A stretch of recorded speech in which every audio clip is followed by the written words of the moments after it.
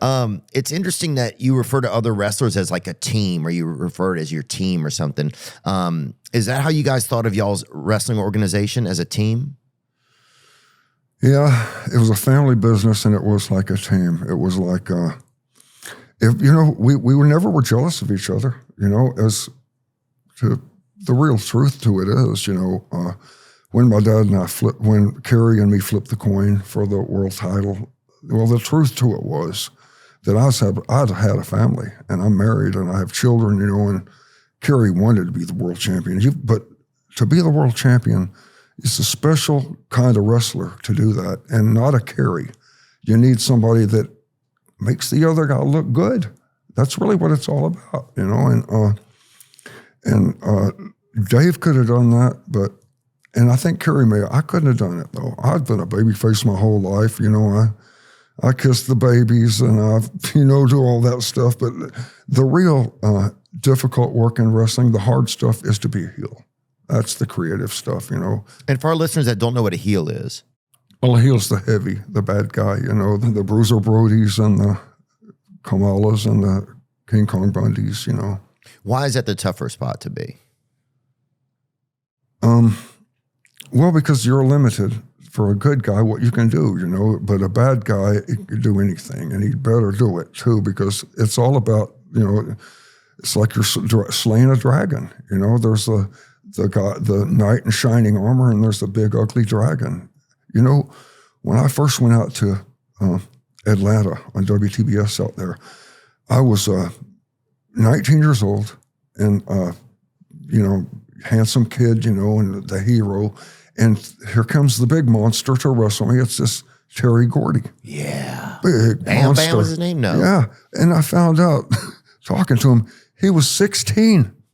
Oh, my God. He was a teenager all that time. What the hell? He is Y'all are being damn sex trafficked, That's crazy, dude. Yeah.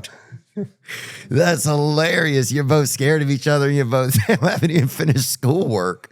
Well, that's it. You want each. Bring that picture of him up. I'm sorry to interrupt you, Kevin. Bring that picture of him up. Look at that fella, dude. Yeah. That's wild, huh? Yeah, he was something else. You would have loved him. Yeah? I'm telling you, Michael Hayes he's a character, Buddy Calvert, but that guy was 100% gold inside. Oh. He would fight to the death, but he had a heart for little kids and for girls, and he was just nice. He was such a good guy, man. But he was a battleship too. What did he pass away? Yeah. What happened to him? Oh shoot. He was he overdid it on the plane. He OD'd on a plane, and they had to restart him. Shoot. And then I believe that his blood was stayed away from his brain too long, and it starved his brain. I mean, he had some damage. When he came out of that, then I talked to him, and he just, Kev, I hurt myself, brother. I said, no, Terry, you're fine. He goes, no, I'm not fine, Kev. So he could talk to me, but he was real slow. He didn't have any of this hand-eye kind of coordination. So it cost him something, huh? Dang. But then I'd always heard that he fell off the jetway getting on a plane one time too. I think he did. He fell off the jetway drunk, landed on his head, and got back up and got on the plane and made the show. Yeah. But so I thought that was why he was like that. But he said, no, something else. Yeah. So many guys went through so much, man. Terry Funk, he's still alive, I believe, isn't he? Man, I hope so, but I hadn't heard the bad news if he had. Oh, no, he says he passed away in August. I love that guy, and Dory too, so I hope that Terry Funk he was incredible to watch, wasn't he? He sure was. He taught me so much too. My brother Dave and I, we're 19, 18 years old, and we're the bad guys in Amarillo wrestling Dory and Terry, who are the great good guys. They loved them. And Dory Funk as well? And Dory, they're brothers. Yep. And their dad was Dory Funk Sr. Okay. Super badass. Well, these two were in the ring, and Dave and I, we're just learning, we're just learning about this. Dave, pretty good heel, but I didn't know what to do really.